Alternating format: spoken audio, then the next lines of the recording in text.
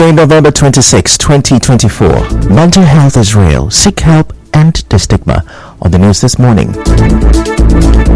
Kidnapping resurfaces on Elele Isiokwe Road, River State. Unpaid ad hoc staff challenge RISIAC to release payment proof. Emeka Bekele-led APC insists no valid Congress held in River State. Expert accuses federal government of playing politics over Rivers allocation. Female lawyers say public harassment of women punishable by law. And on the foreign scene, Israel cabinet to meet to discuss Lebanon ceasefire deal. Details of this and more after this break.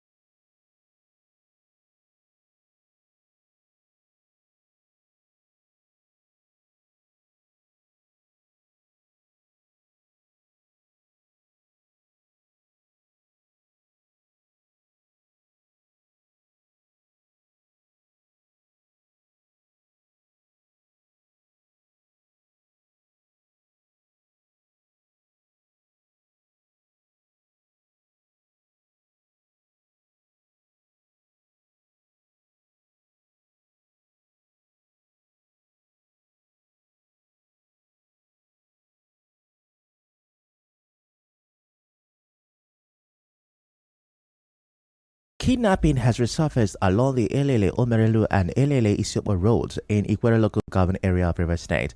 The chief security officer of the local government area, Dixon Womaho, who made this known, linked it to ongoing political crisis in the state.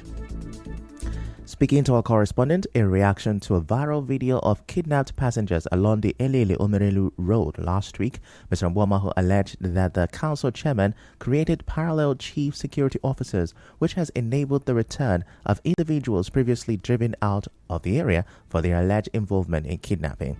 He further stated that their operations have been hindered by the actions of the current council administration.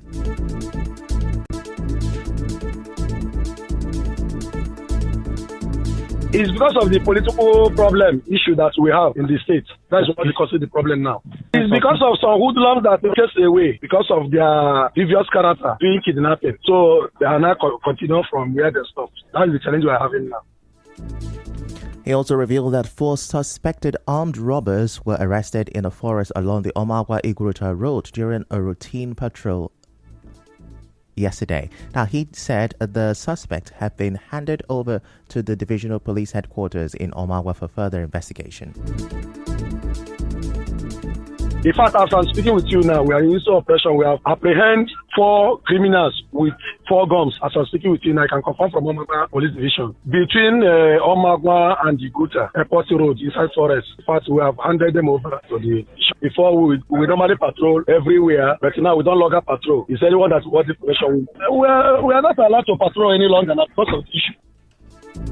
He, however, called for measures to tackle the growing insecurity in the area, especially in this Yuletide. Now, the chairman of Ikwere local government area, Israel Abose, is yet to respond to text messages by our correspondent on the allegations. Meanwhile, the viral video, which first surfaced on Facebook on November 22nd, showed 2 men seated on the floor narrating their kidnap experience as residents questioned them. One of them said they were heading to Port Harcourt from Owerri when they were attacked. He said there are still others in captivity. We're coming from Owerri to Port Harcourt. So after LL, reaching somewhere after LL, now when armed robbers stop us for road, carry us enter bush. We there for bush till 3 days without eating, nothing to drink. All the money we there on our cars, all the money we will get, and so they carry all the money. So the other people we are now follow, they still there inside that place because of the money where they send never reach them. The other presumed victim also spoke. Reaching LL junction, somebody dropped there. So as the person dropped, he said the tire has gone down. He started changing tire. To a point, he went and hired a jack. So after changing this thing, we left. On reaching a particular point, there was this keke bus. Our driver did not monitor things very well. He moved straight and had shot of gun. As he had shot of gun, he put on reverse and drove back. And he didn't drive well. Assuming he drove well, he wouldn't have entered bush. So now grass stopped the motor. They surrounded us. From there, they take us inside bush. Recall that as of 2016, the persistent kidnapping on the Elele-Isiokpo Road led to the setup of multiple police checkpoints on that route. In another development, the chairman of Ikwere Local Government Area, Israel Abosi, has promised to empower the youth and provide electricity in the Apani and Omerelu communities as part of his policy to encourage and sustain economic growth. The Ikwere Council chairman said this while addressing the traditional rulers, elders, women, and youth during his visit to the two communities.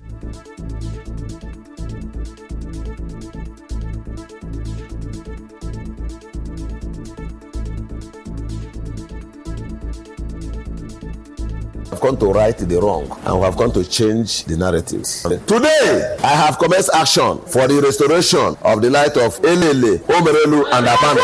I rather resign as a local government chairman than for that singular target not to be achieved. Everybody knows the relevance of security in every given situation. Your son is one of my chief security officers of the LGA. The only good thing you are going to do for me is to show me a land. And from that to the next 2 weeks, what we see in that land as Park Hall or office will not be doing. The Ikwere Local Government Chairman Israel Abosi, who was received by mammoth crowd, also promised to tackle insecurity and youth restiveness within the area.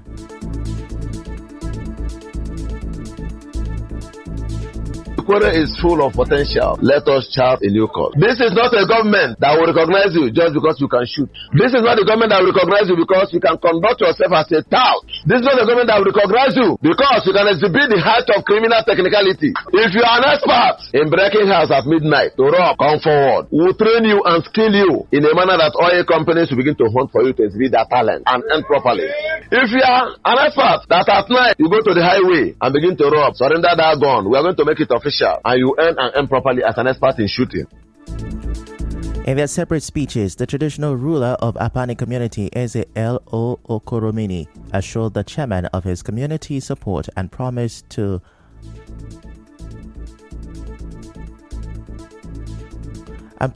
honor him with a chieftaincy title, while the woman leader from Omerelu community appealed for the provision of decent market skills for the women, among other demands. The community is solidly behind your leadership. Anytime you call us, we will discuss with you. They have decided to come to hear from the community what they need you to do for them. I'm also very happy that without asking you, maybe from your lieutenants in the politics, from Apani, you observe that the secondary school is in a bad shape, leaking. And information reaching me is that you have started work already. We thank you for that. We have 3 major companies in Omerelu. Please, sir, that you help us so that our women can have little at their own level, whatever that can give them daily bread. And also, the economy is biting everybody. Our stomach is empty. Please use your office. This is Christmas so that we can jubilate. Some of our women also need to have skills. Elsewhere, the chairman of Ahola West Local Government Area has advised elected councillors in the local government to open their minds to new ideas and apply it for the development of Ahola West Local Government Area. The council chairman said this while declaring open the training session for councillors and senior local government officials. The Ahola West Council boss also assured the councillor and senior council officials that training will be beneficial to them.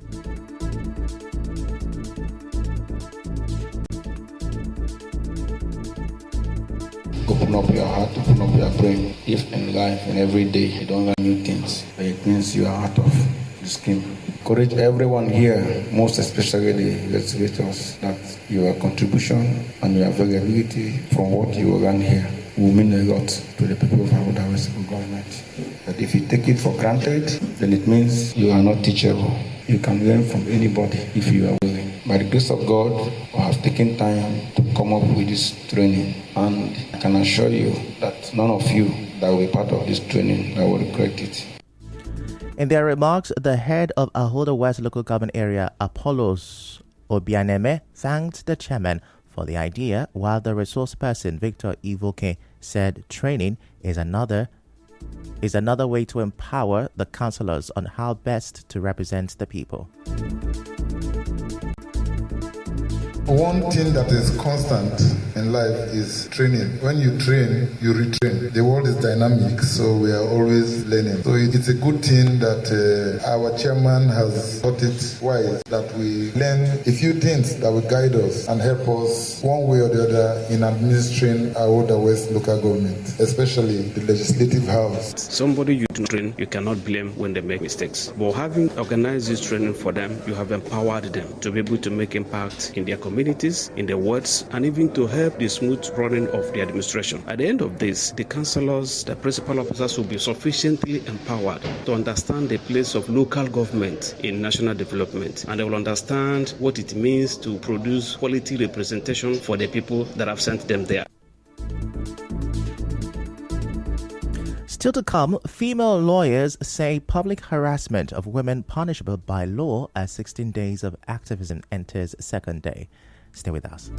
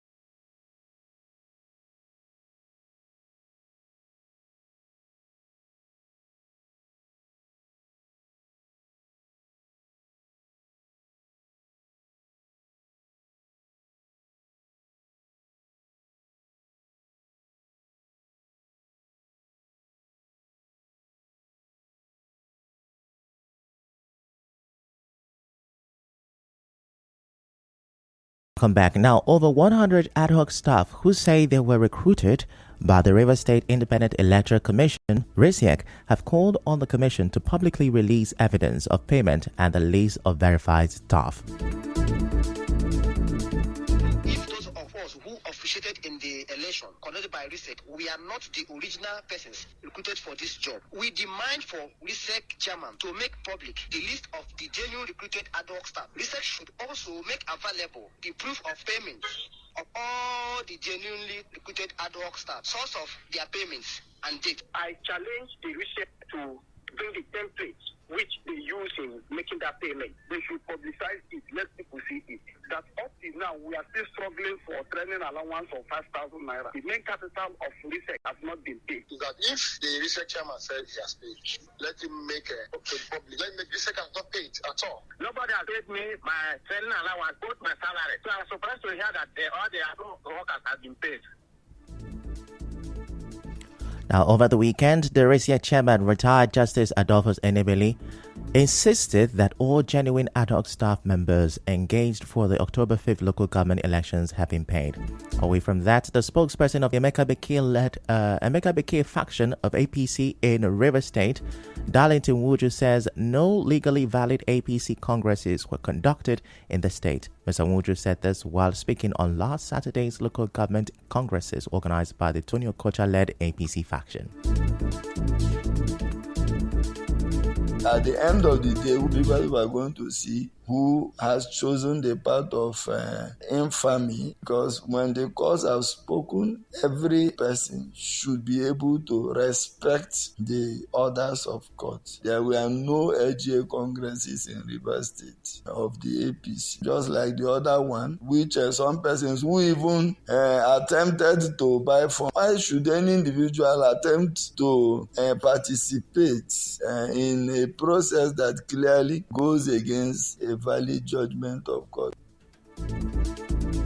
Moving on, a policy development expert, Jake Ebele, says the Rivers State government has not received its allocation for October. Last week, the Office of the Accountant General of the Federation said Rivers State will be paid its allocation after an appeal court reserved judgment in the suit filed by Governor Siminalayi Fubara to overturn a federal high court ruling that prevented the Central Bank of Nigeria from releasing monthly allocations to Rivers State. Speaking on Arise Television, Mr. Epele suggested that the Office of the Accountant General of the Federation is either playing politics or taking advantage of the situation to deny Rivers people of their resources. The law does not support this restraining order and the confusion that it brings. As at this morning, that October allocation have not been given to the state. I took my time, made some calls, and came to conclusion that the Office of the Accountant General is either involved in playing this politics or are taking advantage of the situation to deny the good people of Rivers State the resources that belongs to them.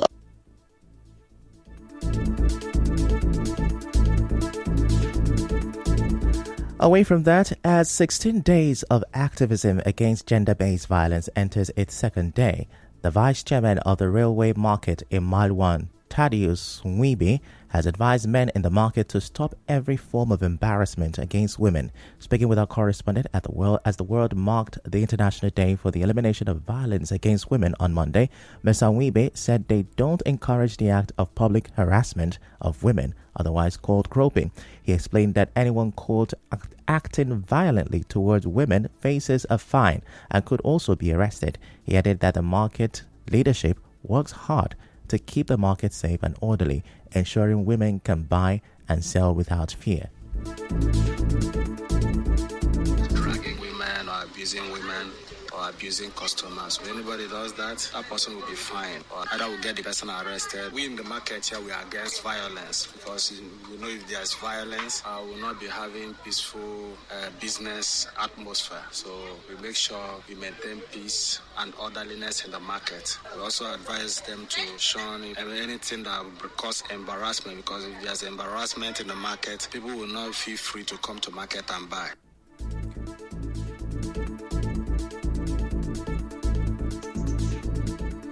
Now, earlier, some women who shop at the market shared their concerns about being groped by men. They described the behavior as disgusting. According to them, even when they shout at the offenders, the men sometimes insult them in return.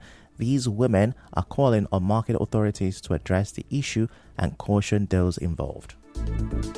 bad behavior. It is very irritating, always annoying. They drag you. It's so crazy. Sometimes they end up calling you funny names when you don't even respond to them, or when you shout at them to let go of you. And I am sure most girls find it annoying too, because these guys, they pull girls way more than guys. I've had that kind of experience, not just in my one market. It really annoys me and irritates me. In a situation like that, what I do is I shout at them. I always keep straight face. It's not how you come to the market and live without having issues with one of these guys selling. So it's really irritating. It's disgusting. Whoever is in charge of those people should call them to caution.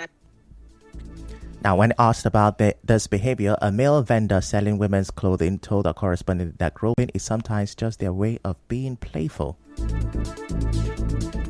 Meanwhile, the Rivers State chairman of the International Federation of Female Lawyers, FIDA, Adatabio Briggs, says the action of groping or stalking a female by some men in public spaces is punishable by law. She spoke to gender correspondent Constance Irele-Mega.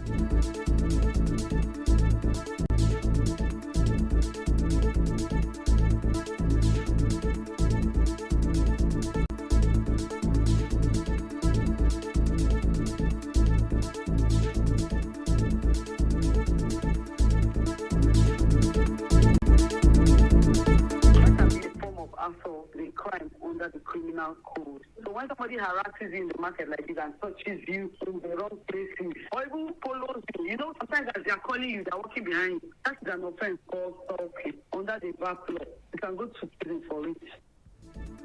Other parts, the chairman, Nigeria Bar Association Ahoda Branch Hilda Desmond Ihekire, said the harassment of women must be discouraged by everyone.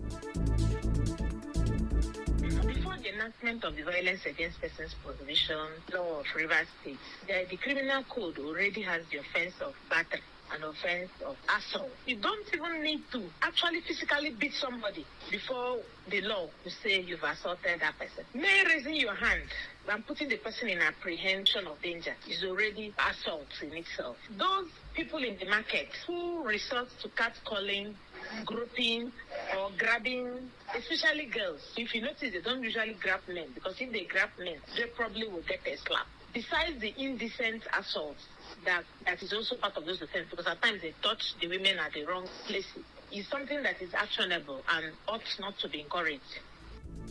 The female lawyers called for sensitization programs in markets to enlighten the traders about the legal implication of harassment.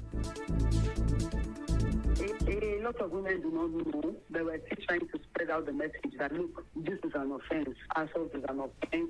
Sexual harassment is an offense. Stalking is an offense. When I'm walking and somebody calls me or touches me anyhow, it's very irritating. I know that a lot of women do not like it. To curb that, there is need to engage the market leaders, the market union, the market women. Although ignorance of the law does not excuse, but it's always good to enlighten people so that they know that some of the things they do and take for granted are actually actionable. Now, the 16 days of activism against gender-based violence, which started with the International Day for the Elimination of Violence Against Women on Monday, will run through to December 10, which is Human Rights Day. In other news, the Minister of Finance and Coordinator Minister of the Economy, Wale Edu, says the Nigerian government needs more borrowings to fund its budget, even though some ministries, departments, and agencies have surpassed their revenue target. Mr. Edu said this during an interactive session of the Senate Joint Committee on Finance and National Planning and Economic Affairs on the 2025/2027 Medium-Term Expenditure Framework Fiscal Strategy Paper.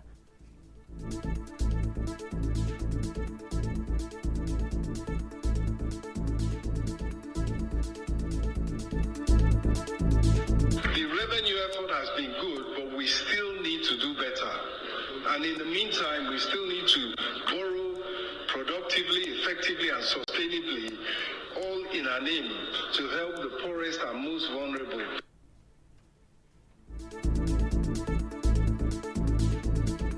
We go on another short commercial break.